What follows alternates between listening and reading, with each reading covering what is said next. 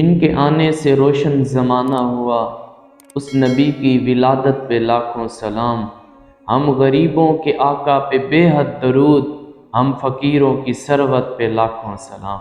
حضرت عبد المطلب رضی اللہ تعالی عنہ فرماتے ہیں کہ میں حتیم کعبہ میں سویا ہوا تھا، میں نے ایک عجیب و غریب خواب دیکھا۔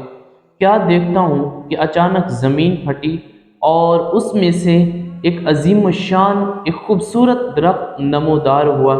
اس درخت کی شاخیں آسمان کی چھاتی کو چھو رہی ہیں، شرق سے لے کر غرب تک، شمال سے لے کر جنوب تک اس کی شاخیں پھیلی ہوئی ہیں۔ اور اس سے بھی زیادہ حیران کن بات کہ اس درخت کے پتے آفتاب کی روشنی سے بھی زیادہ روشن ہیں، اس درخت کے پتے چاند سے بھی زیادہ چمک اور دمک رہے ہیں۔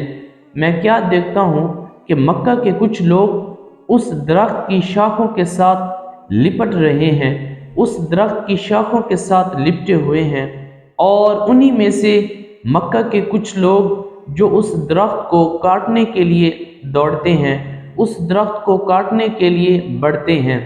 کیا دیکھتا ہوں کہ اچانک ایک خوبصورت نوجوان جس کے چہرے سے حسن ٹپک رہا تھا اور جس کے جسم سے خوشبوئیں پھوٹ رہی تھیں، جسم کے انگ انگ سے، جسم کے گوشے گوشے سے خوشبوؤں کے ببوکے پھوٹ رہے تھے۔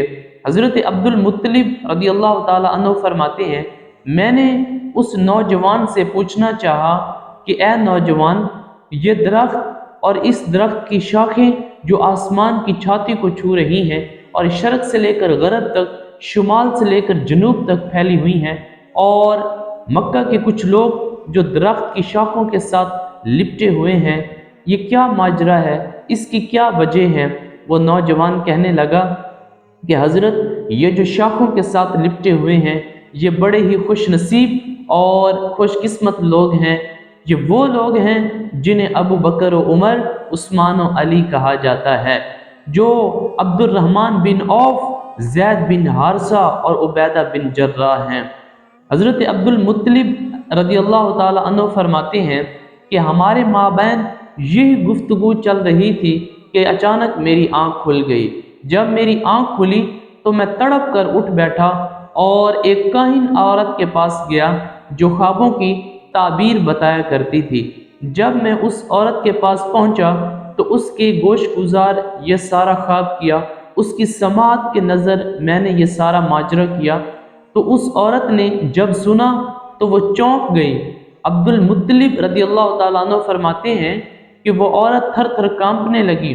وہ عورت مجھے کہنے لگی، حضرت، آپ کی پشت سے ایک شخص ہوگا جس کے شرق سے لے کر غرب تک، شمال سے لے کر جنوب تک جس کی شہرت کے ڈنکے بجیں گے اور پوری کائنات اس کو سلامی دینے کے لیے جھکے گی۔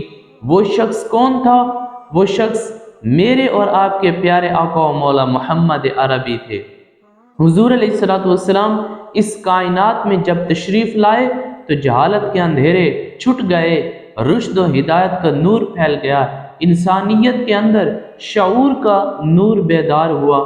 یہ حضور علیہ الصلوۃ والسلام کے آنے سے ہی ہمیں شعور کی منزلیں نصیب ہوئیں۔